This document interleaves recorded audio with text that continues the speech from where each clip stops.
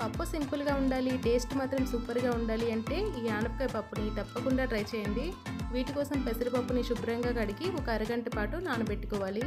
తర్వాత ఇందులో ఆనపకాయ ముక్కల్ని వేసుకోవాలి. వీటితో పాటు టమాటోని, ఉల్లిపాయని, పచ్చిమిర్చిని ఇలా ముక్కలుగా కట్ చేసుకొని వేసుకోవాలి. అలాగే పావు టీ స్పూన్ పసుపుని, రుచికి సరిపడే సాల్ట్ని వేసుకొని కుక్కర్పై మూత పెట్టి ఒక 4 విజిల్స్ వచ్చేంత వరకు ఉడికించుకోవాలి.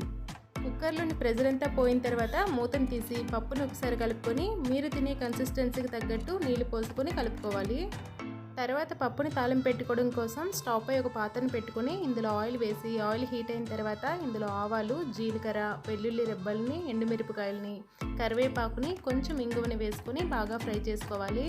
ఇలా ఫ్రై చేసుకున్న వాటిలో ఉడికించి పెట్టుకున్న పప్పుని వేసుకొని 1 నిమిషం పాటు వీటిని ఉడికించి లాస్ట్లో అర టీ స్పూన్ ధనియాల పొడిని, సన్నగా తరిగిన కొత్తిమీర తరుగుని వేసుకొని కలుపుకుంటే కమ్మనైన ఆనపకాయ పప్పు రెడీ అయిపోతుంది. మరిన్ని క్విక్ రెసిపీస్ కోసం ఛానల్ని సబ్స్క్రైబ్ చేసుకోండి.